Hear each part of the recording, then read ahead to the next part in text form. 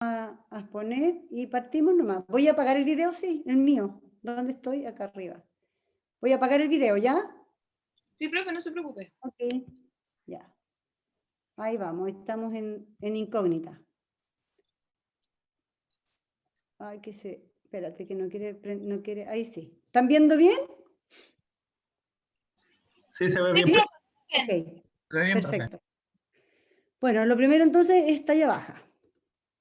Un poquito como el cronograma, una pequeña introducción, definición que es importante, cómo vamos a evaluar las causas y quiénes vamos a derivar, y en realidad casos son poquitos, sino que vamos a ir viéndolos entre medio y finalmente la conclusión. Para partir, el crecimiento y desarrollo de un individuo es un fenómeno continuo que se inicia en el momento de la concepción, culmina al final de la pubertad, ¿no es cierto? Eso en cuanto a crecimiento y desarrollo. Y fue lo que vimos la vez anterior, que era en el momento que alcanza la madurez en los aspectos físicos, psicosocial y reproductivo, y se plantea que la adolescencia no terminaría, ¿no es cierto?, hasta los 24 años, 25, que se llama gente joven ahí. El crecimiento, los factores que influyen, esto importa porque es como uno va a evaluar en algún momento a los niños. Nosotros sabemos que en lo que es fetal, lo que influye principalmente es el ambiente intrauterino, ¿no es cierto? Tanto el ambiente hormonal de la madre como el ambiente, el estrés, ¿no es cierto? La felicidad y la nutrición, que es tremendamente importante, y las enfermedades, por supuesto. Después, el lactante, es decir, los primeros 2 años, la nutrición es muy importante. Y también empiezan las hormonas a influir, y en eso son las hormonas tiroides las importantes, y siempre se dice la buena salud y felicidad va a hacer que un niño exprese todo su potencial genético.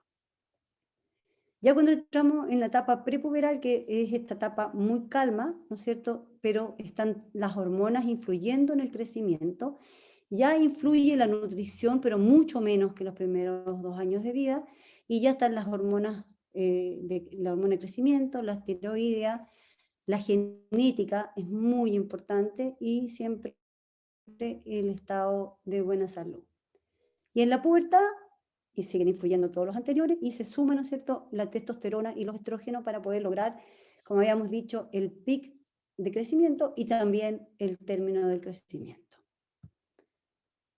¿Cuáles son las características de crecimiento postnatal? Esto yo creo que ya lo han visto en las clases anteriores, pero igual es importante para evaluar un niño con talla baja, es saber bien cómo tiene que crecer un niño. Nunca olvidar que hay cambios normales en la velocidad de crecimiento y en las porciones corporales, ¿no es cierto? Vamos a ver que los primeros 2 años de vida hay un crecimiento bien acelerado, después un tiempo de estacionamiento, y posterior, en una pubertad, un pico de crecimiento, tanto en las mujeres como en los varones. Las mujeres, recuerden que más antes y más cortito el tiempo. El concepto de canal de crecimiento y de carga genética es fundamental, lo vamos a ver en la siguiente diapositiva, y la velocidad de crecimiento, concepto es el incremento en la talla en un periodo determinado de tiempo. Eso es muy importante porque es el tiempo cada cuánto vamos a evaluar a un niño para considerar que está creciendo bien o creciendo inadecuadamente. Entonces, la velocidad de crecimiento tenemos los periodos. En un crecimiento rápido, dijimos, estos primeros 4 años de vida, principalmente el primero y segundo año. ¿Se acuerdan? El primer año crecen alrededor de 25, del primero al segundo 12, del segundo al tercero alrededor de 10, y después se queda pegadito en 6 a 8, 7,5 centímetros. Esta es la velocidad de crecimiento del chico después de cerquita a los 4 años.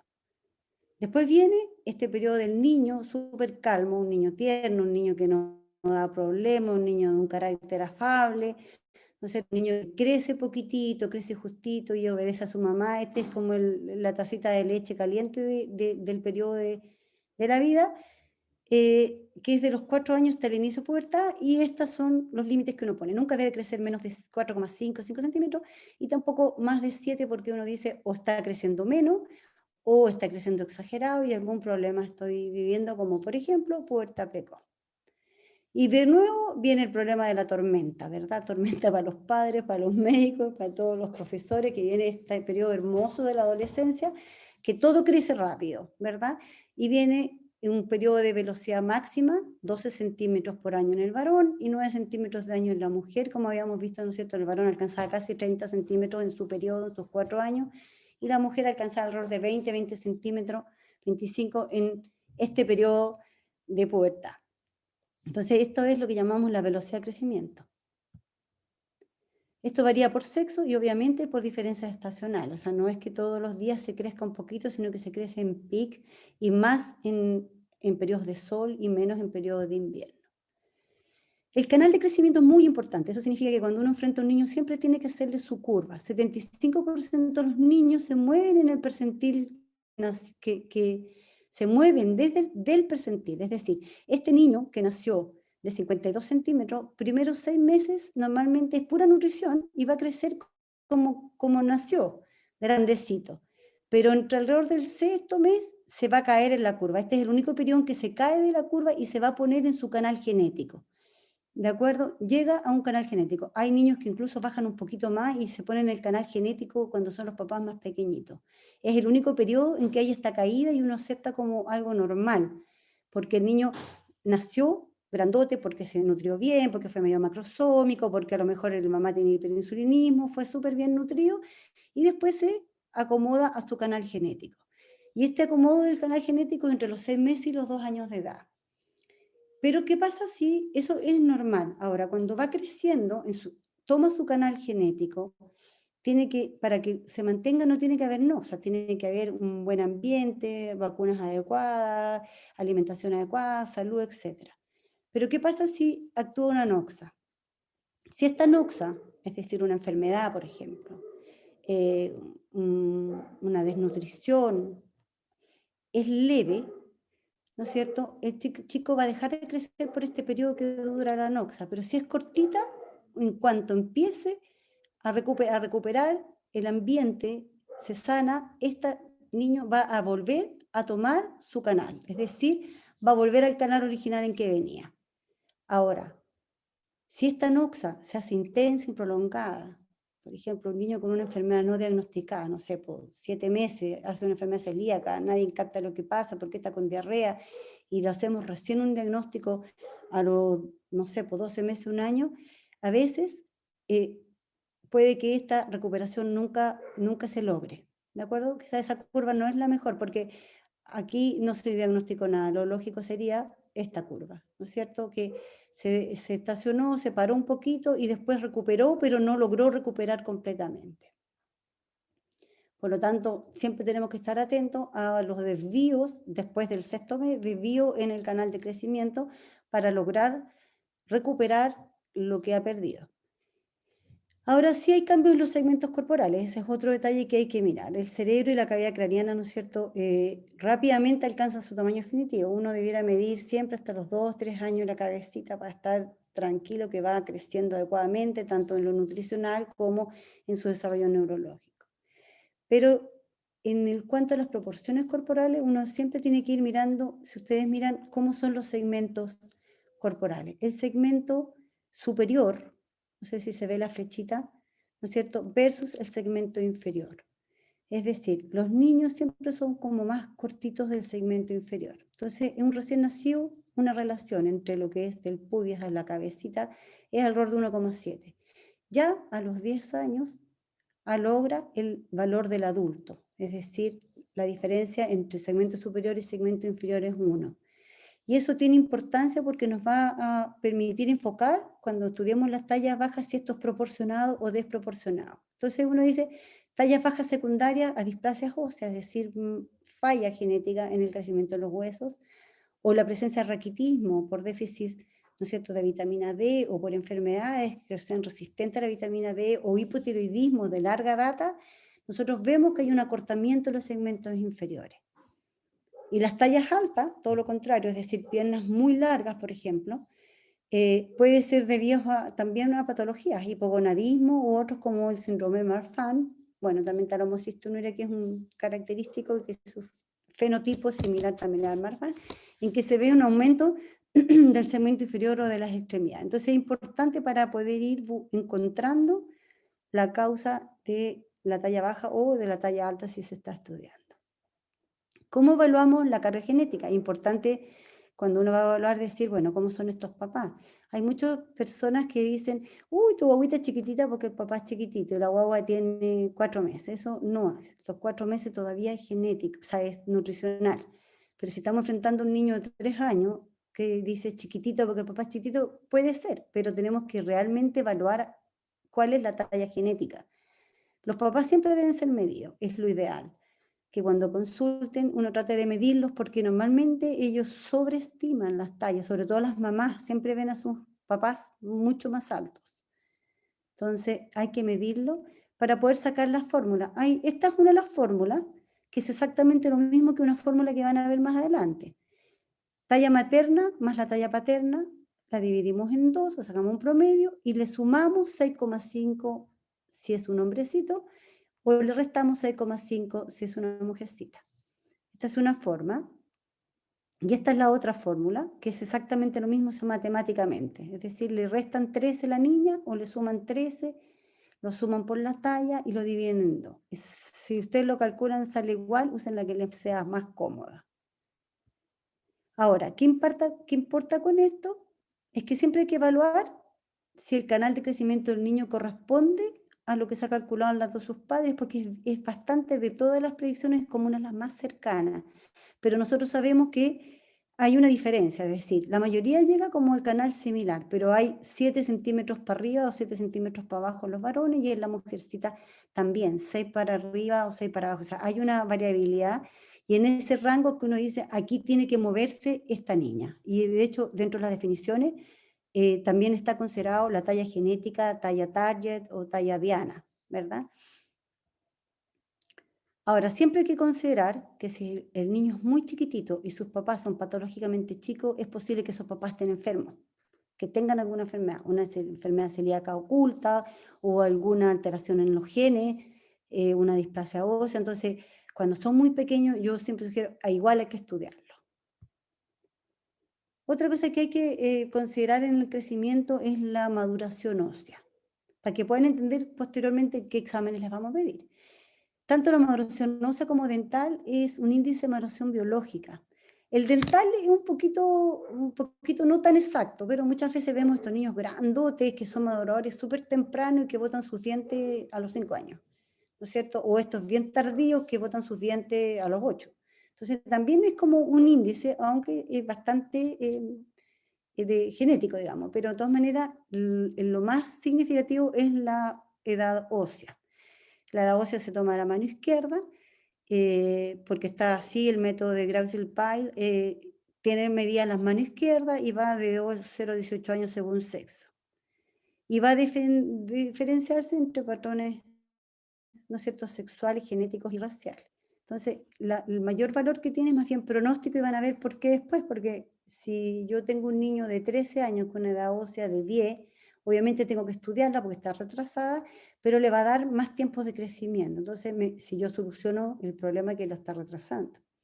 Entonces, y le va a dar más pauta de crecimiento. En cambio, si yo veo un niño de 13 que tiene sus huesitos de 14, porque a lo mejor tenía no sé, un hipercortisolismo, el pronóstico en talla es peor. Entonces, tiene una importancia pronóstica principalmente.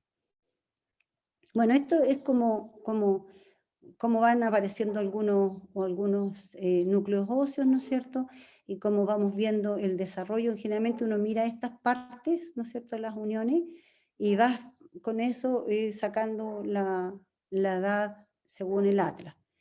Y tenemos que saber que hay retraso en la maduración ósea en enfermedades sistémicas, por ejemplo, la celíaca, en endocrinos como un hipotiroidismo, ¿no es cierto?, y los constitucionales, retrasos constitucionales que se atrasan en la edad ósea, pero después alcanzan una talla bastante similar. Y otras de origen familiar, en que la edad ósea no se ve afectada y es igual a la edad cronológica. Por ejemplo, esto es como, ¿cuánto me quedaría por crecer? O sea, es como para poder ver el pronóstico. Este niño tiene una edad cronológica de 9 años, es decir, está, a ver si me ubico, 9 años acá. Uno lo ve, wow, es grandote. Entonces uno, si pensara que tiene 9 años y que va a seguir siempre por este camino, va a ser gigante. Pero yo le saco una edad ósea, a lo mejor es un niño muy obeso, ¿no es cierto? O un niño que está empezando la pubertad y está muy obeso y su edad de huesos tiene 11 años, entonces yo lo que tengo que hacer es evaluarla por la edad ósea hasta acá. Entonces su pronóstico en talla va por este carril. Ya no es 1,87 m, sino que probablemente 1,75 m, ¿de acuerdo? O un poco más. Entonces, en eso me puede ayudar el pronóstico. O, por ejemplo, este chico que tiene edad ósea de 13 y su edad cronológica de 13 va a crecer, bueno, no se ve va a crecer por el canal que va. ¿De acuerdo? Entonces, me da un poquitito el potencial de crecimiento. Bueno, ¿cuáles son las recomendaciones para una buena técnica? Que eso también ya lo tienen que haber visto, ¿no es cierto? Va a depender de la edad, de la habilidad para pararse, ¿no es cierto? Y la longitud es cuando está acostadito, de cúbito supino, y la talla es paradito. La OMS dice a los 2 años, y el MinSal dice al metro. La verdad es que a veces tenemos niños de 3 años, ¿verdad?, que no podemos medirlo parado y tenemos que obligarnos a medirlo acostado porque parados se doblan enteros, son como medio mantequilla, medio se derriten, entonces la medición va a ser inexacta.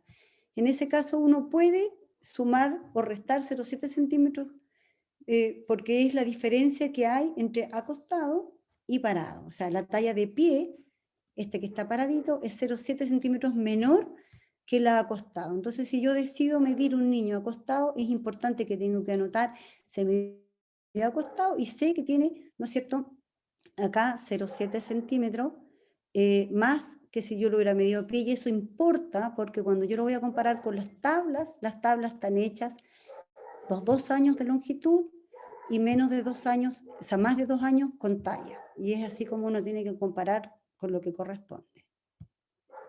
Bueno, la forma correcta es esta, ¿no es cierto? Que estén todos los puntos, la cabeza, o sea, la cabecita, la espalda, los glúteos y los gemelitos, todo pegadito y con el ángulo, ¿no es cierto?, paralelo al suelo.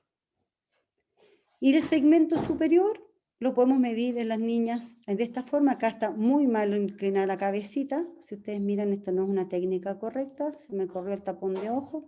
Y se puede medir el segmento superior. Y en el caso de la niña más grande, se puede hacer sentada cuando tenemos esto, ¿verdad?, esta silla. Y si no, sentada en el suelo es una opción, como lo medimos en el poli, en realidad, sentada en el suelito. O una medición, ¿no es cierto?, de la sínfisis púbica al suelo también es posible, y con eso uno puede obtener el segmento inferior, el segmento restando la talla al segmento superior. Bueno, esta es la de pubis al suelo, que es como está fácil de medir, para no ensuciarlos ahora que hay COVID, no hay que sentarlos en el suelo. Y tenemos, ¿no es cierto?, unas tablitas para poder ir viendo si está bien, si tiene las piernas más cortitas o las piernas más largas o está simétrico como corresponde. También tenemos curvas que podemos usar, normalmente usamos más bien las tablas, pero estos son como para tener una idea de cómo está la relación de los segmentos corporales. Otro de los segmentos corporales que es bien interesante y que en realidad es muy fácil de medir es medir en la envergadura. ¿Cuánto mide desde el dedo medio, ¿cierto?, con el tercer dedo extendido hasta el otro tercer dedo? Siempre hay que pedirle ayuda a la mamá para poder extenderlo bien. Y la diferencia entre la envergadura y la talla no debe ser mayor a 4 centímetros. ¿De acuerdo? Y si es menor, ahí uno dice, bueno, y aquí hay acortamiento en los segmentos, y ya tiene que ir a ver si es segmento de los antebrazos o de los brazos, de dónde viene el acortamiento. Eso es como para recordarles la antropometría. Ahora, ¿cómo voy a enfocar el estudio de talla baja? Primero, definición. Como prevalencia es súper difícil captar cuál es la prevalencia, porque hay mucha talla baja dando vuelta, no es un diagnóstico que esté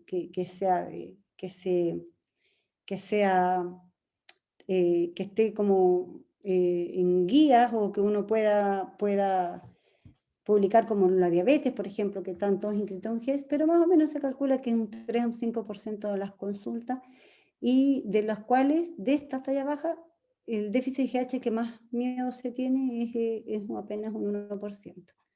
Pero como definición, la talla baja se define aquel niño que tiene una talla edad menos de 2 desviaciones estándar o percentil 3 para sexo, edad y etnia. También está la definición de aquellos individuos que tienen una talla discordante con la talla objetivo genética, que fue la talla target, ¿verdad?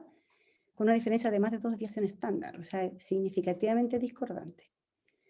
O que uno cuando proyecte la talla, hace como tire la línea, por decir la predicción de talla, también quede con una diferencia más de desviación estándar de la talla genética. O sea, o esté en un canal inferior al que le corresponde, o al proyectarla de acuerdo a su edad ósea, está bajo las 2 desviaciones estándar de la talla objetivo genética.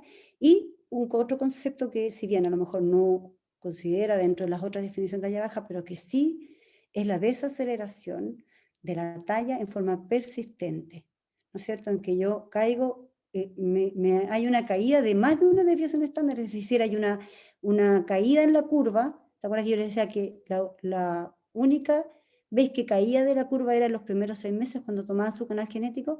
Y esto que sea mantenida por 2 a 3 años, es decir, aquel chico que lleva 2 años cayendo de su canal, aquí hay un problema y se puede considerar que hay una talla baja por desaceleración.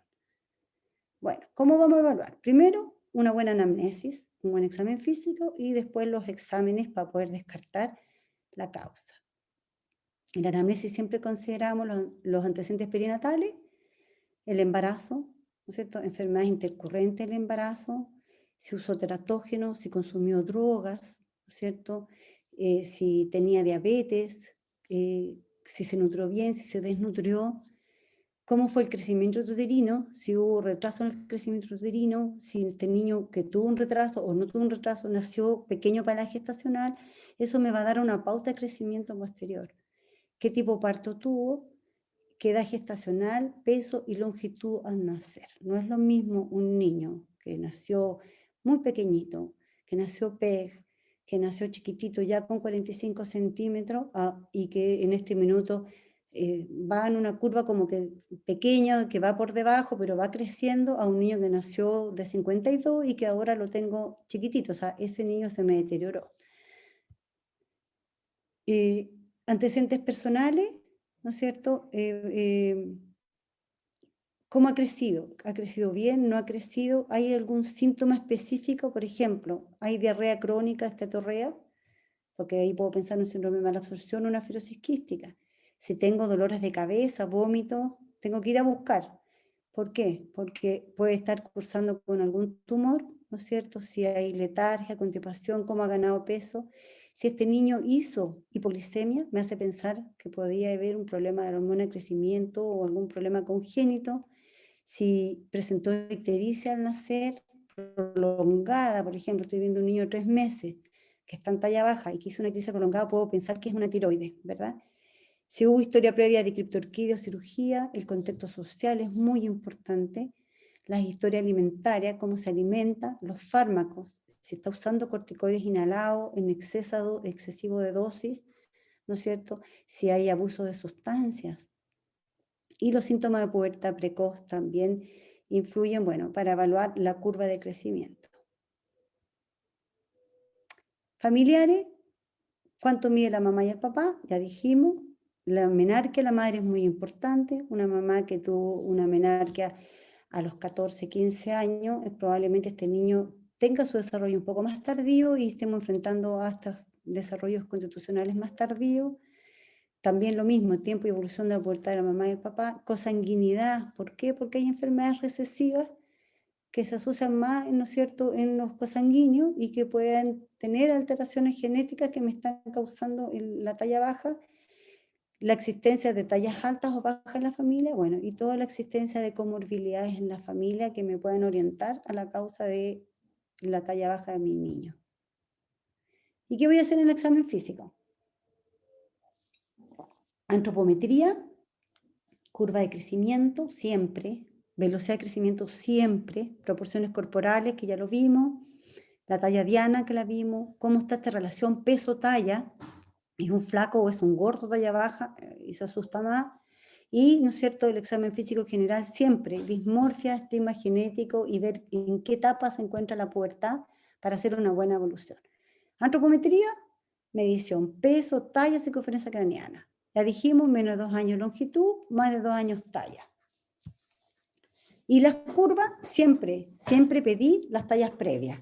Siempre, acuérdense que siempre uno tiene que decirle, trajo el carnet, tiene algunas mediciones, pide a su pediatra que le mande algunas mediciones para poder dibujar y graficar esa curva, porque cuando yo lo veo por primera vez es solamente una foto, yo no sé cómo venía antes. Puede ser que siempre haya venido bajito o que simplemente yo lo vea normal, pero que venga en descenso. Entonces, graficar la curva de crecimiento es parte del diagnóstico. ¿Y qué curvas vamos a usar? Las de OMS. Los endocrinos dicen que más grandes deberían usarse las NSHS, pero el ministerio dice uso de OMS en todas las edades y uso de curvas especiales para los niños especiales. Por ejemplo, tenemos Down. En las Down tenemos las catalanas o tenemos las gringas que se usan en este momento, que son del 2015, acondroplasia, que tenemos las argentinas, síndrome Turner, tenemos que medir al niño con síndrome Turner o el síndrome Noonan, medir dentro de su normalidad, que son grupos, ¿no es cierto? Y verlos hacer su curva de crecimiento que crezcan dentro de su normalidad. La velocidad de crecimiento se expresa en centímetros por año, constituye uno de los elementos más críticos de la evaluación del paciente con talla baja, ya lo dijimos. Y aquí es importante porque un chico, un lactante, debiéramos evaluarlo cada 3 meses, ¿no? Si no creció en un mes no hay que desesperarse. Y un niño mayor cada 6 meses, porque los niños crecen en pique, entonces hay que darles tiempo para que crezcan, para poder construir una buena curva. Y bueno, lo mismo que les dije delante, recordar que los primeros meses hay una inflexión en la curva que nunca más se repite, que la velocidad varía según la etapa de la vida y que en todas las etapas el mínimo crecimiento se ve en el momento del prepuberal. O sea, cuando va a empezar la pubertad es cuando menos crece, pero es como los primeros, el año justo antes de que parte la pubertad, este niño tiene una desaceleración del crecimiento que se llama la desaceleración prepuberal, mínimo 3 a 4 centímetros por año. Y es una vez, un año. De los años siguientes ya tiene que haber partido su pubertad. Bueno, esta es la misma curva que han visto, ¿no es cierto? Un lactante, un prepuber, una desaceleración prepuberal y viene el pic puberal. Es como que se trata de agarrar fuerza para para acelerar el crecimiento. Lo que hemos visto es la mujer 20-25, el varón 25-30, ¿no es cierto? Más o menos la pubertad, el pic puberal es el 20% de la talla final. Recordar lo que vimos en la clase pasada, que las mujeres empieza el botón y viene el estirón. En el hombre empieza el desarrollo, avanza al 3, 4 y recién viene el estirón. Entonces muchas veces las niñitas ya están grandecitas y los hombrecitos todavía no pegan su estirón a la misma edad. Las proporciones corporales, que ya lo vimos cuando vimos la parte inicial, ¿no es cierto? Tenemos que buscar la relación y recordar que las tallas bajas que tienen desproporción de segmento normalmente nos hablan de síndrome genético. Hay un tema un poquito, no sé si decirlo racial, que hay poblaciones con piernas un poco más cortas, pero siempre están dentro de los rangos. Este es lo mismo que vimos inicialmente, la misma curva. Recordar que en el fondo van creciendo las extremidades superiores y la envergadura también se mide, ¿no es cierto? Estamos en el examen físico, dijimos que no debería haber una diferencia más de 4 centímetros. La persona idealmente tiene que estar por detrás y ojalá el lolo grande contra la pared, pero cuando uno mide niños chicos es la mamá la que nos va a ayudar. La talla diana tenemos que siempre calcularla y graficarla. Más adelante van a haber gráficas que hay, que siempre uno tiene que graficarla para poder poner la curva del niño y ver si está acercándose o no a la talla diana. Y la relación peso-talla aquí, ¿por qué importa? Porque siempre se compromete el peso y después la talla, cuando hay una enfermedad sistémica. Entonces, si yo tengo un niño flaquito y chiquitito, yo tengo que ir a descartar que no vaya a tener una insuficiencia renal, una cirrosis tubular, una enfermedad cardíaca, un problema de mala absorción. Pero si tengo un niño que me llega bien gordito con talla baja, ese niño tiene alguna patología. Hay que buscárselo, porque normalmente el gordito o tiene la talla normal, pero más grande que la de sus familiares, o es alto. El obeso exógeno o el obeso común o el obeso secundario al exceso de ingesta. Entonces, una talla baja asociada a un aumento de peso, tenemos que descartar una enfermedad endocrina. Y normalmente las tres más comunes es el exceso de cortisol, crecimiento, hipotiroidismo, que son poco frecuentes, pero no nos podemos quedar tranquilos al ver un obeso de talla baja. Y el examen físico general y segmentario, y aquí empezamos a buscar. Este chiquillo tiene microcefalia, hay un TORCH, tiene hipotiroidismo, tiene una fase extraña para pensar en una mucopolisacaridosis, una condroplasia, ¿no es cierto? Tiene alguna cara especial, como un síndrome Turner, sus ojitos cómo son su paladar, tiene alguna dismorfia. ¿Tiene algún problema en los ojos, por ejemplo, cataratas y opacidades para pensar en una rubiola? ¿Tiene escleras azules para pensar en una osteogénesis imperfecta? En los dientecitos, bueno, si hay denticiones tardías, uno puede pensar en los raquitismos, hipotiroidismo, ¿no es cierto? Si tiene alguna alteración en los esmaltes, ya empezamos a pensar en enfermedades más extrañas, pero que hay que pensarlas. En el cuello y tórax, mirar, tiene un cuello que van a ver en unas fotos como medio alado, que es típico del síndrome de Turner. La piel está seca, esta piel está serótica, un hipotiroidismo, hay estrías, hay deformidades en las extremidades y los genitales siempre mirar maduración sexual, porque no es lo mismo una niña de 10 años que no tiene botones a una niña de 10 años que ya está menstruando. Entonces el enfoque es distinto en cuanto a la talla, al igual que ver la musculatura por las distrofias musculares, por enfermedades crónicas. ¿Qué exámenes le vamos a pedir? Radiografía parada ósea, mano izquierda. Una radiografía de rodilla, la usamos en el hipotiroidismo en los más chiquititos, pero en general no la pedimos. Y lo vamos a comparar con el atlas, ¿no es cierto? Y vamos a ver si está atrasada o adelantada, lo que nos va a dar pronóstico en talla. Dijimos ya, permitía diferenciar dos condiciones fisiológicas en la talla baja, la constitucional y la familiar. La constitucional, edad ósea está atrasada, y la familiar siempre va a ser adecuada. Y también patologías, hipotiroidismo, hormona de crecimiento, también me atrasan la edad ósea, y patologías absortivas, enfermedades crónicas, enfermedades renales, también me atrasan la edad ósea. Entonces siempre tenemos que verla en relación a la clínica y no aislada. ¿Cuáles son los exámenes de primera línea? Los exámenes de primera línea tienen que ser el hemograma, porque la anemia es frecuente, con su VHS para buscar enfermedades también inflamatorias, la función renal, los electrolitos plasmáticos, las pruebas hepáticas, los gases venosos. Aquí dice 0,3 años, pero la verdad es que yo se los pido igual a más grandes porque a veces se nos pasan, y ya me pasó que se me pasó uno que tenía ya 10 años con acidosis tubular renal, poco sintomática, y que lo único que hacía era no crecer. Los anticuerpos antitransglutaminasa, que son para descartar la enfermedad celíaca, siempre hay que pedirlos porque es muy silenciosa muchas veces. La tiroides y el examen de orina, por supuesto, para ver que haya patologías nefrológicas, no haya infecciones urinarias, sobre todo los más chiquititos. Algunos más específicos, bueno, acá esto está dentro de lo específico, pero no es tan específico, en realidad quedó mal puesta. El parasitológico sería, siempre hay que buscarlo porque a veces puede haber una mala absorción solo por estar multiparasitado, y el test de sudor no se nos puede olvidar para descartar fibrosis quística, siempre porque puede haber una mala absorción, una malnutrición y estar enfrentando una enfermedad crónica que deberíamos tratar. Y más específico es la hormona de crecimiento para ver déficit de GH y el cariograma para ver algunas patologías cromosómicas, principalmente el síndrome Turner, que es frecuente. Otro específico que ya es la radiografía esqueleto completa o neuroimágenes si es que se sospecha algún tumor que me está impidiendo el crecimiento, pues esto realmente es bien específico.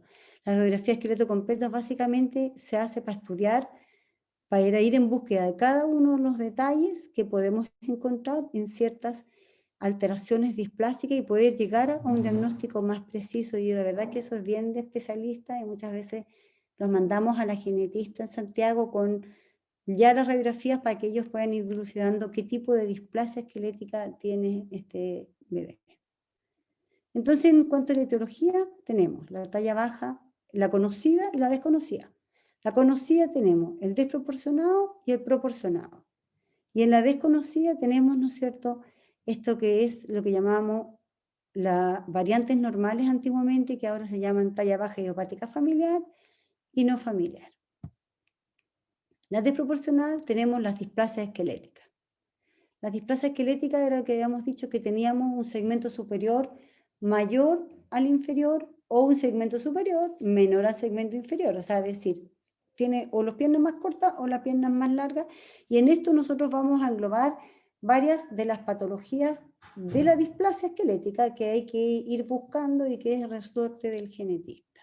Por ejemplo, tenemos, que es más característico, que es más identificable por ustedes, la acondroplasia, la hipocondroplasia, otros tipos de displasia esquelética, hay muchas. La osteogénesis imperfecta, ¿no es cierto? Estos niños de cristal que se multifracturan, o algunas enfermedades de depósitos, como por ejemplo la mucopolisacaridosis. Por ejemplo,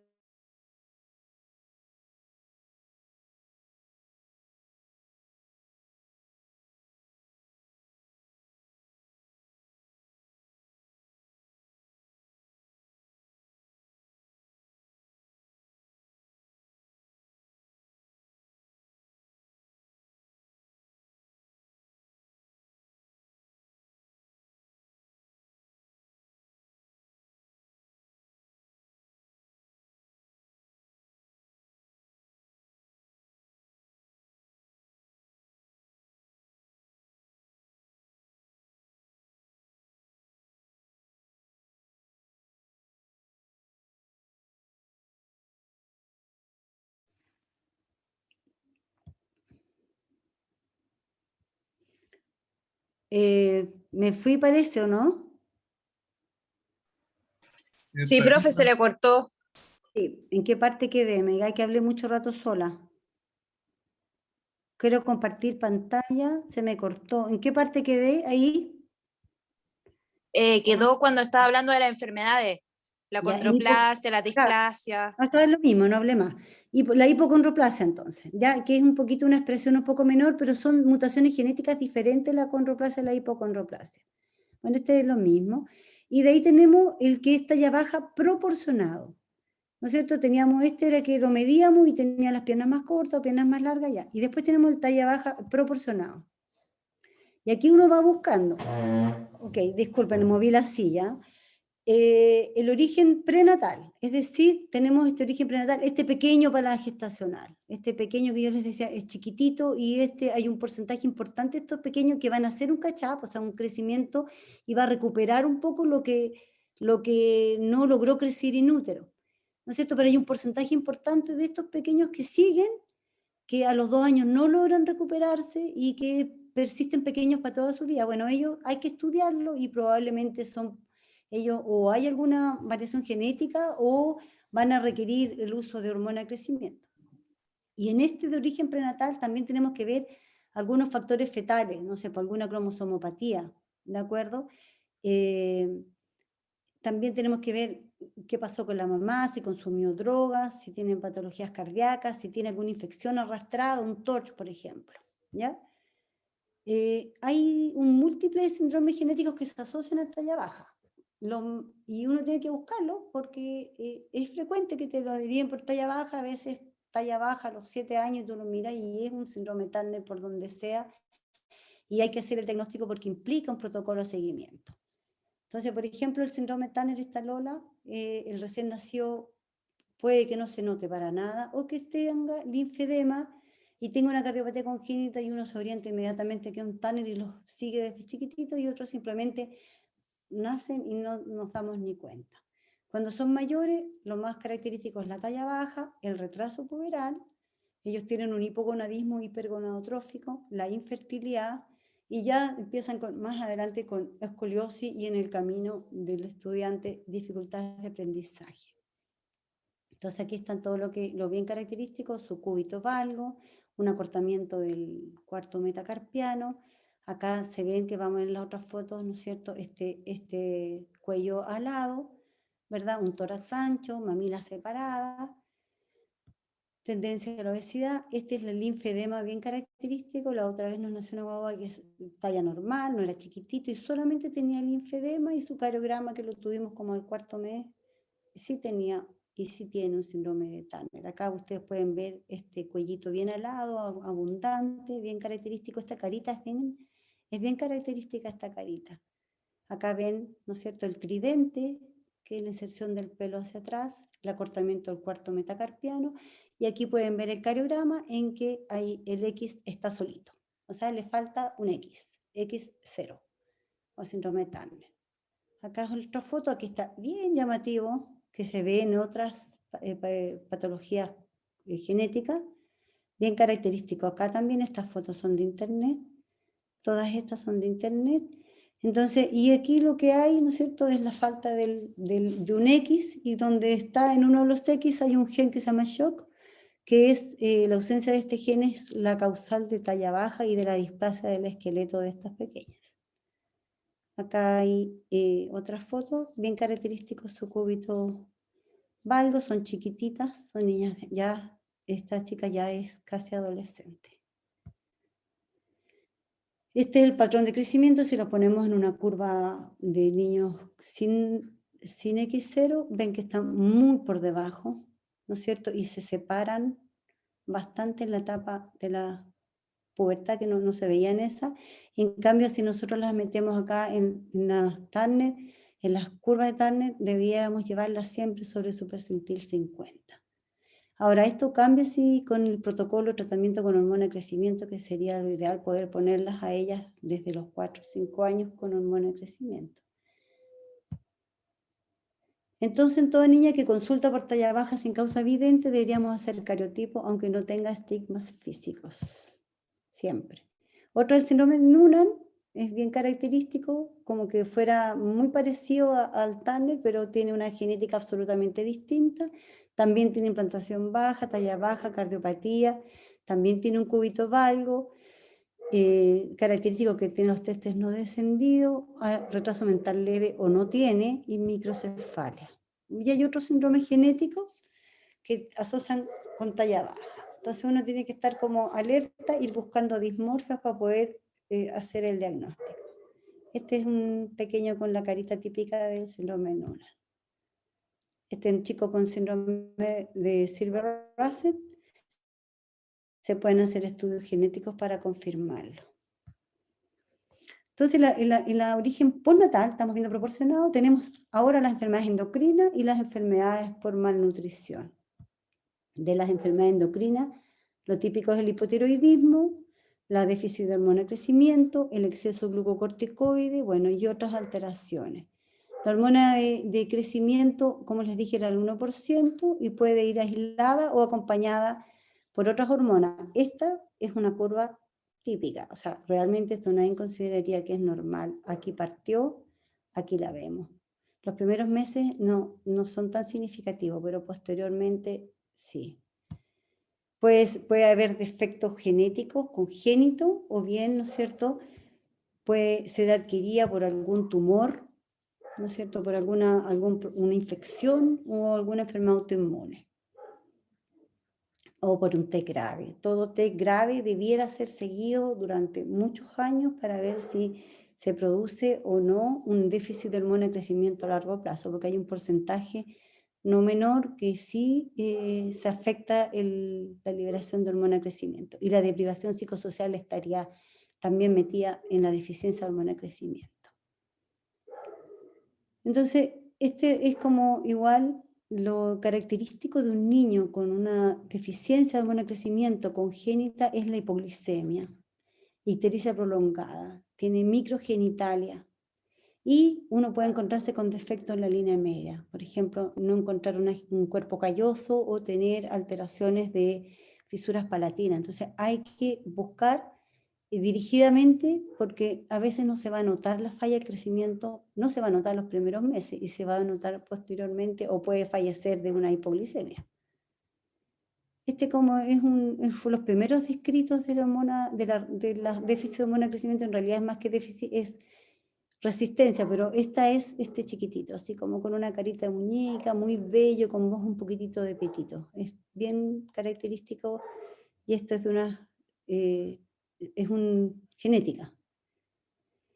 Y ahí tenemos entonces el hipotiroidismo, que es menos del 1% de las tallas bajas y afortunadamente es muy fácil de pesquisar, pero produce una talla baja, la vamos a ver en la clase de hipotiroidismo, el hipercortisolismo, cortisolismo, que es la talla baja con obesidad, este niño que es chiquitito, gordito, hirsuto, que tiene estrías, ¿verdad? Que no se nos puede pasar un hipercortisolismo en un niño que es gordito de talla baja, ¿no es verdad?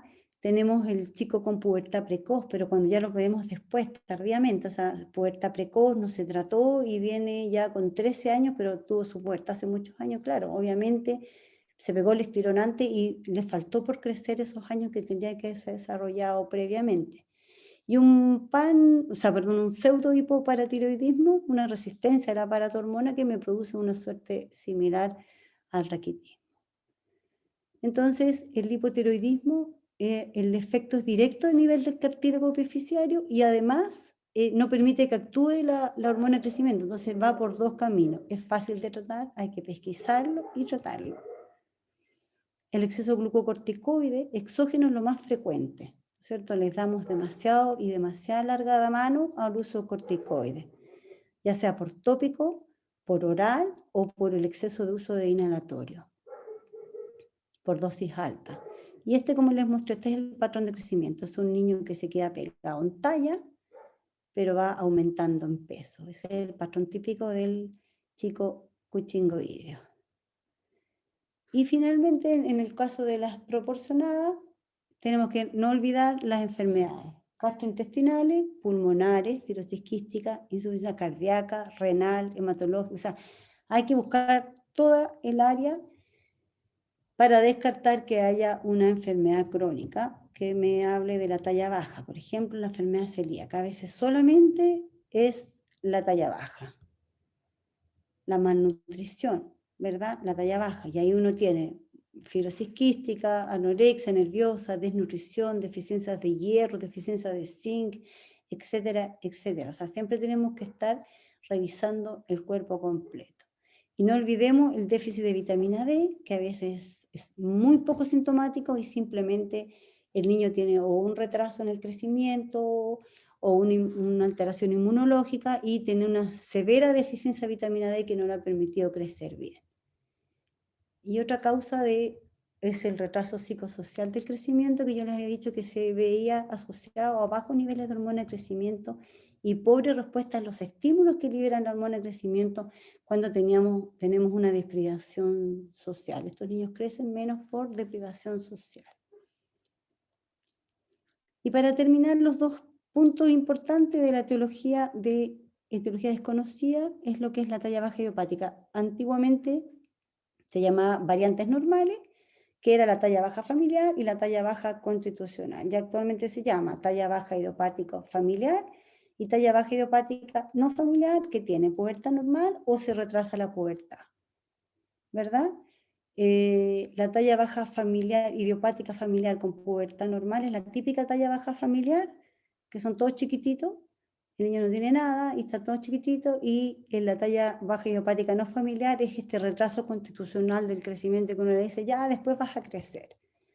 Entonces, ¿qué importa en esto? En ambos, diagnóstico-exclusión. Siempre existe el antecedente familiar. El niño nació normal, proporciones corporales normales, se descartó la enfermedad orgánica, endocrina, nutrición, afectiva, carencial, no es un niño abusado, tiene una velocidad de crecimiento que es normal. Hay que evaluar la pubertad, si ya la tuvo, ya más adelante, qué pasa con los papás, hay que ver la edad ósea y con eso uno puede decir, bueno, más o menos cuál va a ser su talla final. Entonces tenemos un hombre de 15 años, su mamá tiene 1,49 m, o sea, está aquí, no está graficado lamentablemente. Acá su papá tiene 1,62 m. ¿Cuál sería su target? ¿No es cierto? La talla sería, sumamos el papá con la mamá, lo dividimos en 2 y como es un hombre, le sumamos 6,4. Es decir, el target es 1,62 m. Chan, chan, por aquí va. 50, acá. Esta debería ser su talla, ahí está marcado el target. ¿De acuerdo? Entonces, nació bien, se desarrolló a los 12 años, radiografía de edad ósea, 15 años, exactamente igual a la cronológica, y su talla de ahora es 1,64 m. ¿Cuál es el diagnóstico? Vamos a mirar. Este es otro niño. La mamá tiene 1,64 m, el papá 1,77 m, o sea, bastante grandecito, 64, 77. ¿Cuál es la target? Sumamos, promediamos y es un hombrecito porque la curva es azul y sumamos. 1,77 m es su target. Peso normal, es sano. Y a los 14 años estaba en etapa 3, 14 años, o sea, quizá un poco más lento y medía aquí. La madre tiene una menarquia más tardía, 14 años. El posible diagnóstico, esta es la curva de crecimiento, es decir, se desarrolló tardíamente. Vamos a ver cuál sería el posible diagnóstico. Entonces, la talla idiopática familiar, los papás son chicos, no hay alteraciones sistémicas ni endocrinas. Ustedes ven que esa curva siempre es así, siempre nació. Durante los primeros años de vida se ubicó en su carril bajo la normalidad, la edad ósea es igual a la cronológica, desarrolló su característica sexual en forma normal, proporciones corporales normales, entonces esa es la talla baja idiopática familiar. Pero ¿qué pasa con la talla baja idiopática no familiar, pero que tiene retraso puberal? Chicos tienen, en la mayoría hay antecedentes familiares que la mamá tuvo la menarquia a los 14, el papá dicen que era un jilguerito todavía en primero medio, y nació normal, no hay enfermedad, se descartó todo y su examen físico es normal. Se saca la radiografía de ósea y está retrasada y se le ve la parte puberal y se ve que está retrasado. Este es el chico que va a estirar, va a pegarse un estirón más tardíamente. Alcanzan su talla diana, pero no siempre. A veces tienen un poquito más bajo que lo habitual, pero sí estiran más tardíamente. Entonces, esto es un diagnóstico de descarte, siempre. Entonces, el caso primero que habíamos visto, el diagnóstico era una talla baja familiar. Alcanzó su target perfectamente y 2 centímetros por sobre. Y el segundo que vimos era una talla baja constitucional y el diagnóstico, dijimos, siempre es de descarte. Este niño tiene 8 años. La talla en menos del percentil 3 siempre ha crecido por esa curva. Los papás son normales y la talla target es aquí, en percentil 10. Es decir, tiene una talla target que no es tan alta. Retraso del desarrollo de la madre y una edad ósea de 3 años menor. Entonces se dijo, este chico tiene un retraso constitucional de crecimiento y a los 8 años se le dijo, tranquilo, ándate a vivir tranquilo porque te vaya a pegar el estirón más tardíamente, tipo en 14 años. ¿Ya? Se fue tranquilo, pero ¿qué pasó? Llegó a los 12 años y tuvo una tremenda inflexión en la curva, con mal incremento ponderal, y tenía una crisis celíaca. Es decir, no se descartó, se confió que era la historial de la mamá, pero no se hizo el descarte y en realidad era una enfermedad celíaca que perdió 4 años para crecer. Por lo tanto, tenemos que considerar que es un diagnóstico de descarte, que un 15-20% del retraso del crecimiento que no se explica en la población es enfermedad celíaca. Entonces, talla probablemente patológica si está menos de 3 desviaciones estándar. Si está menos de 2 para talla objetiva, si la proyección actual siempre está bajo 5 centímetros de su talla objetiva, eso es probablemente patológica. Si no crece, si la velocidad de crecimiento está disminuida por 2 a 3 años, baja, si tiene una edad ósea que está atrasada más de 2 años, si tiene dismorfia sin duda, si está desproporcionado, y no es cierto, cualquier historia que sea sugerente de patología, todas esas, ¿no es cierto? Bueno, y obviamente si les pidieron hormona de crecimiento tan bajo también, tienen que derivar al especialista. Y eso es. ¿Preguntas?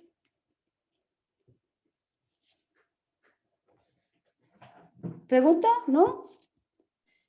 Profe, yo quiero preguntar algo. ¿No? Me causó duda la relación entre la crisis celíaca con la talla baja.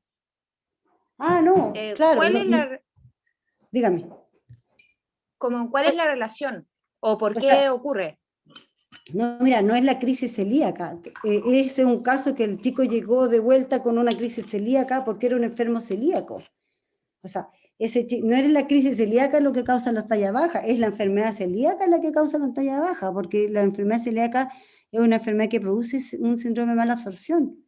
Entonces, obviamente no absorbe los nutrientes, ¿no es cierto? Y no va a poder crecer, ¿entiendes? Sí, entiendo. O sea, la crisis celíaca fue la forma en que se pesquisó de nuevo ese niño, nomás es como un caso clínico, ¿de acuerdo? Ah, ya. No es Sí, que la gracias, crisis profe. celíaca le provoque la talla baja, sino que la crisis celíaca es porque tenía una celíaca no tratada y por eso el chico era talla baja y era talla baja de siempre, porque era un enfermo celíaco que no se diagnosticó. ¿Alguna otra pregunta? Profe, Dígame. en un caso, creo que uno de los últimos que mostró hablaba de que la talla que tenían era T3. ¿A qué significaba? ¿A qué se refiere con eso? Ah, Tanner 3, desarrollo puberal etapa 3. Ah, Stanner, perfecto. Es que no entendía la abreviación. Sorry, sí. Gracias. Tanner 3, que se encontraba en etapa. Acuérdate que cuando hay que evaluar la talla, en la parte del desarrollo, que yo creo que lo vieron en desarrollo puberal usted, uno tiene que evaluar la talla, la presión arterial, el índice de masa corporal de acuerdo a la edad biológica. Yo no sé si eso se lo explicaron, pero en el desarrollo puberal, cuando ve los grados Tanner, siempre hay que ver cuando se ve la evaluación nutricional, tiene que ver ¿no es cierto?, entre las niñas, entre los 8 y los 13, tienes que verlo, entre los 8 y los 15, disculpa, tienes que verlo de acuerdo a edad biológica, es decir, de acuerdo a la etapa puberal, es como yo evalúo a ese niño. Es decir, una niña de 10 años, que no ha empezado su desarrollo puberal, yo la puedo evaluar como 10 años, pero una niña de 10 años que tiene menarque, yo tengo que evaluarla como 12 años y medio para poder bien evaluarla, porque de lo contrario estoy evaluándola mal y estoy sobreestimando o subestimando en la talla, en el peso, en la presión arterial. Eso se ve en lo que cuando hablan de evaluación nutricional y en la evaluación del normal del desarrollo de la pubertad. No sé si la vieron. Sí, profe, gracias, que no entendía la abreviación de TP. Bueno, Como sorry, que- fue muy larga la explicación. Gracias. Ok. Ahí está. Yo no sé si seguimos con hipotiroidismo o lo dejamos para mañana, que diabetes más cortita que esta, no sé, pues. Ustedes me dicen. Díganme.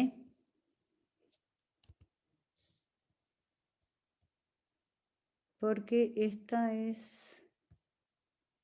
esta, ¿no? Ya hagamos esta, pues si ya estamos. ¿Seguimos? Sí, profe, mejor ahora porque mañana un grupo tiene taller después de Sí, pediatría. profe. Ya, ok. Esta es relativamente corta. Ok, entonces las hormonas tiroideas, recordar, esto ustedes lo vieron, el TRH, el hipotalámico, estimula la tiroides, la TSH. ¿Ah? No está proyectando pantalla. Ah, Dios. Tiene que compartirlo de nuevo. Oh, Dios. A ver. Espérate. Compartir pantalla, vamos a votar el otro. Ok, no. Espérate un poco.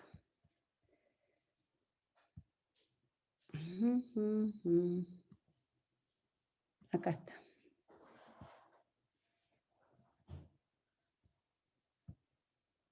Ahora sí. Ya. Ok, entonces, esto ustedes ya lo conocen, ¿verdad? El TRH hipotalámico estimula la TSH, que la tirotropina, y estimula la glándula tiroidea, y esto hace un efecto de feedback negativo, ¿no es cierto? Cuando están en forma normal, o positivo si está insuficiente. Ahora, las hormonas tiroideas están encargadas de todo lo que es la síntesis proteica para todas las funciones corporales, crecimiento, desarrollo del sistema nervioso central, cardiovascular, metabolismo, es decir, yo siempre digo es el motor de todo nuestro cuerpo. En el niño hay una clasificación que es congénita o adquirida, ¿de acuerdo?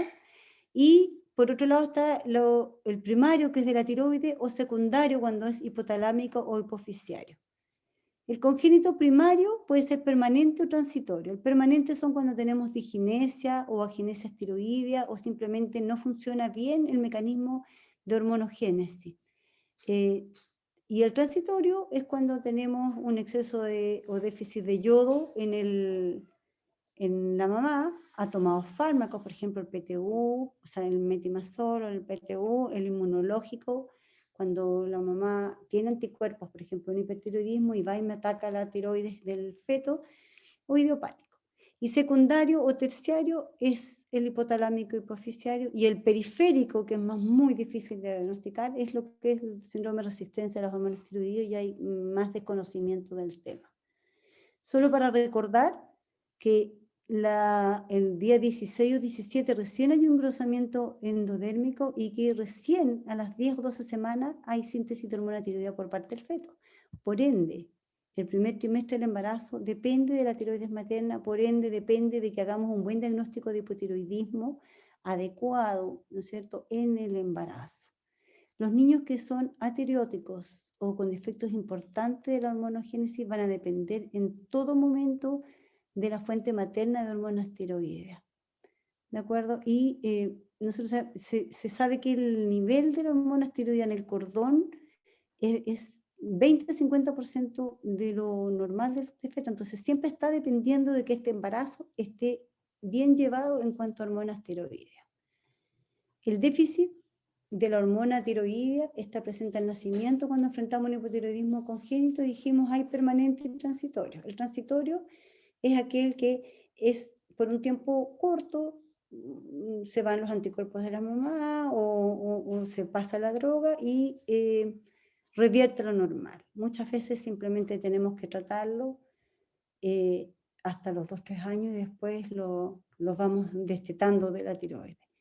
El hipotiroidismo es la primera causa de retraso mental posible de prevenir, tiene una incidencia que va entre 1 a 2.000, se ha pesquisado últimamente, pero en 1 a 3.000 a 4.000 es como la cifra oficial.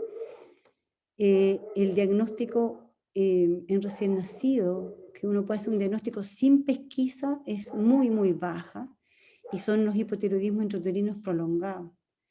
Por eso que la detección clínica es muy tardía, o sea, 2 a 3 meses de vida y ya muchas neuronas han sido dañadas cuando uno hace el diagnóstico por clínica, ¿no es cierto? Entonces es la pesquisa sistemática neonatal la que me va a hacer el diagnóstico. 75% es una disembrionogénesis, ectopia, es decir, está en un lado que no corresponde, aplasia no existe, o hipoplasia existe más chiquitita. Y un 15% hay una falla en la producción de las hormonas propiamente tal. O sea, tiene tiroides, pero no funciona bien.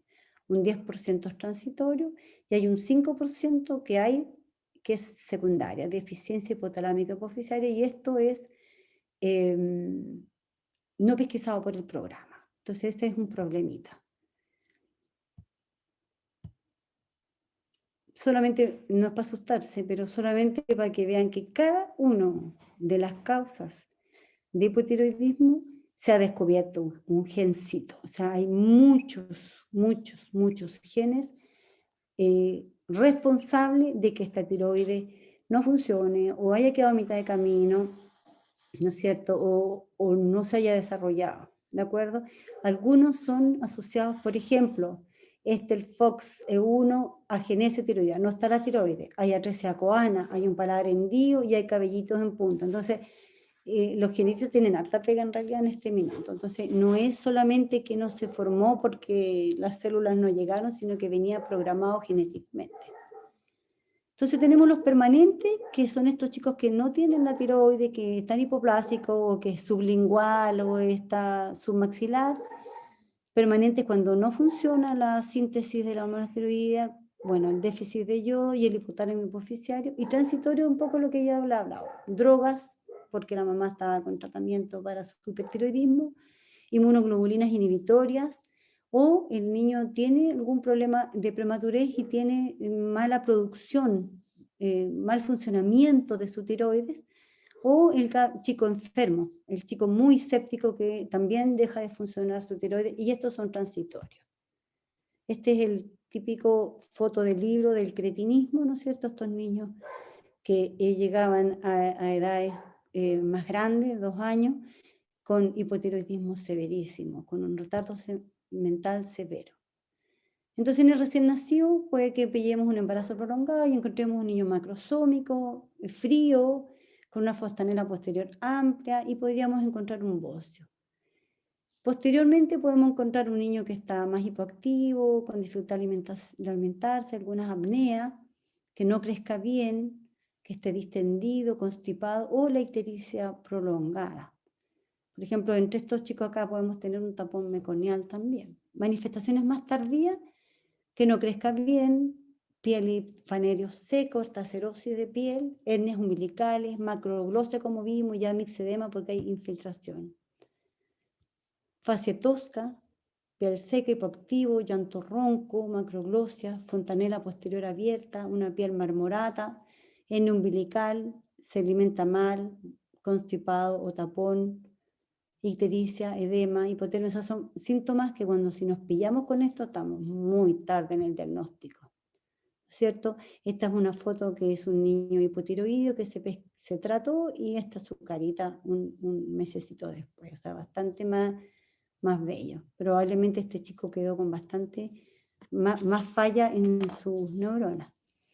Por eso que la pesquisa debe ser precoz. Esta es una foto característica del niño, mírenla, son de libros, ¿no? La hernia umbilical, una fase media voluptuosa. Esta es una foto de libro también, una niña de la misma edad, pero esta es una chica hipotiroidismo que nunca se trató. Esta es una foto bien característica, así cuando uno los mira, llegan así, uno dice, wow, tienen hipotiroidismo. Todavía vemos niños, pero ya más grandes, no congénitos, de hipotiroidismo adquiridos, que llegan con 3, 4 años y la mamá no se ha dado cuenta, estaba más lento, constipado, friolento, piel seca, y en realidad uno los mira y dice, wow, está hipotiroideo por la carita. Bueno, un hipotiroidismo congénito no tratado, retardo mental generalmente profundo, retraso del crecimiento y retraso de la edad ósea. Ese es el no tratado, y eso no puede ser en este minuto. Este chico, por ejemplo, fue derivado por talla baja, 8 años 100 centímetros, una talla desproporcionada, un retraso mental moderado, edad ósea 2 años, es decir, a los 2 años este chico empezó con su hipotiroidismo. Y una cintigrafía de cuello prácticamente sin captación, es decir, su tiroides duró muy poquito. Bueno, ¿cómo se previene esto? Con el screening neonatal. Eso es súper importante. Afortunadamente ahí tenemos muy buena cobertura, 100% de tamizaje desde el año 98. Se determina con distintos métodos. En este minuto el punto corte está en 13, tiene falsos positivos 1% porque se tome muy precozmente la muestra, falso positivo, y falso negativo 5-10% porque tenemos, ¿no es cierto?, el hipotiroidismo central. Antes era por uso de productos yodados, que ya no debería usarse, o por algún mal tamizaje, pero principalmente nos preocupa el hipotiroidismo central. Esta es una garantía GES en cuanto a medicina preventiva, en que deben tener el 100% de los niños que nacen con su medición de TSH. Tenemos unos tiempos que desde la extracción hasta el momento que se inicia el tratamiento no debieran pasar, aquí dice 20 más menos 10 días, no debiera pasar de los 20 días, de modo a asegurar una protección neuronal. ¿A quiénes debiéramos tomar? Aquel que tenga más de 40 horas de vida, siempre anotar si está con algún tipo de antibiótico, por la técnica que se vaya a usar, verificar si está con alimentación láctea, pero principalmente por la PKU, porque se toma la fenilalanina, o sea, por la pesquisa de fenilketonuria. Si un recién nacido que está entre las 36 y 37 semanas, se toma el 7º día, y si en menos de 35 se toma el 7º y se repite posteriormente, y hay que tener ojo con los gemelitos, que lo ideal sería tomarle en 15 días los dos. ¿Cuándo iniciamos tratamiento? Bueno, hay una serie de algoritmos cuando iniciar, cuando no, pero así como en globo, lo que importa, si yo tengo una TSH que persiste en su segunda muestra más de 10 o una T4 libre menos de 0,8, perdón, un cintilama normal y una radiografía de rodilla retrasada, estamos enfrentando un hipotiroidismo congénito. Si yo tengo una TSH que es más de 10, una T4 que está normal, yo podría pensar que es algo transitorio. Pero la verdad es que tenemos que iniciar el tratamiento de inmediato, ahí después esperamos resultados y después podemos retirarnos. Y nosotros tenemos como premisa que tiene que ser antes de los 15 días. Las dosis van variando de acuerdo a las edades. Partimos siempre con 10 a 15 y vamos titulando. Siempre por niveles de TSH vamos titulando. En resumen, el hipotiroidismo congénito es causa de retraso mental. Diagnosticarlo y manejarlo en forma precoz aseguran un buen desarrollo neurológico. Las causas embriológicas y genéticas son variadas. Tenemos muy buena cobertura y tenemos un problema de cómo pesquisar los hipotiroidismos de nivel central. Y si vamos a lo adquirido, tenemos los primarios, los secundarios, terciarios y periféricos. Los primarios, lo más típica es la tiroiditis que llamamos de Hashimoto, crónica autoinmune, menos frecuente exceso de yodo, mucho menos frecuente la quirúrgica o por drogas, pero sí también es frecuente el uso de antiarrítmicos o anticonvulsivantes. Estos dos son frecuentes causas de alteraciones de hipotiroidismo. ¿Cuál es la clínica? Yo les decía, el típico niño menos voluptuoso, guatoncito, gordito, medio mixematoso, talla baja, retraso puberal, alteraciones menstruales, se me atrasa la edad ósea, retraso psicomotor, está lento. Estos niños empiezan a irles súper bien en el colegio al principio porque se ordenan y son calladitos, pero ya después empieza el compromiso y empiezan a fallar.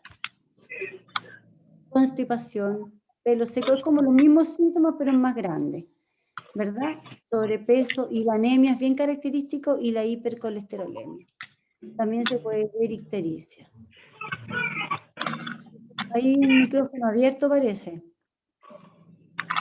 TSH, hay un micrófono que se abrió, entonces nosotros podemos ver una TSH que está elevada, hipotiroidismo primario. Si la TSH está baja, ¿no es cierto?, con un T4 total y T4 libre baja, estamos enfrentando un hipotiroidismo central y tenemos que ir a mirar qué pasa en esa hipófisis. Siempre tenemos que determinar anticuerpo antitiroidea y hacer ecografía en el hipotiroidismo adquirido. Siempre tenemos que ir en búsqueda. Y en el caso que estemos enfrentando un hipotiroidismo central, tenemos que ir a mirar esa hipófisis, hacer una resonancia y estudiar todas las otras hormonas. ¿Cuál es el objetivo del tratamiento? Que se me desarrolle en forma óptima, tanto en crecimiento físico y neurológico, por eso se hace un seguimiento con pruebas cognitivas. La dosis es la misma que le había expuesto, pero la verdad es que es con la que partimos, pero vamos titulando de acuerdo a los niveles de tiroides, porque hay niños más sensibles y otros menos, y una radiografía de edad ósea idealmente anual o cada 2 años para poder evaluar cómo está creciendo este chico, y siempre meterlos en las curvas para que vaya creciendo adecuadamente. Y nunca olvidar tocar el cuellito y mirar el cuellito, porque este niño puede tener un hipotiroidismo, pero tiene una masa. Y esa masa puede ser un tumor tiroideo o un cáncer tiroideo que sí existe en los niños y son más agresivos. Y hay que tratarlos con más intensidad que el cáncer tiroideo de los niños. ¿Cuáles son el problema de las masas tiroideas? Es un signo de alarma siempre. Podrían ser benignas, sí, pero para eso la ecografía me va a dar signos de benignidad, por ejemplo, un quiste coloideo no tiene importancia, o muchos quistecitos, puede ser en una enfermedad autoinmune, ¿de acuerdo? Uno tiene que sacar la historia familiar y examen físico. Recuerden que el cáncer papilar tiene su componente y su historial familiar, o sea, un cáncer tiroideo papilar en la familia hay que estudiar a toda la familia anualmente, ¿no es cierto? Y hay que ver si esta masa es tiroidea o de adenopatía o si hay nódulos tiroideos que me pueden hacer pensar o sospechar en que estamos enfrentando a un cáncer tiroideo. Esta era más cortita, o la di muy rápido, no sé. Pero es más simple el hipotiroidismo. ¿Preguntas? ¿O los dejé atosigados?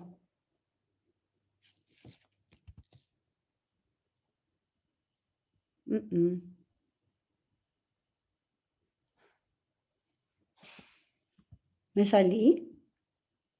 No. ¿Preguntas, chicos? Parece que no, profe. Que no hay pregunta. Se durmieron, estaba muy fome. Ya entonces, eso sería por hoy. Ya, doctora. Ya. Gracias, Ok. profe. Gracias, Sorry, doctora. la Gracias, última profe. la encuentro tan rápida y es como, pero lo esencial es lo que les dije, ¿ya? Ya, profe, muchas gracias. Bueno, profe, gracias. Chao. Ya, profe. Cuídese. Cuídense mucho, profe. Igual.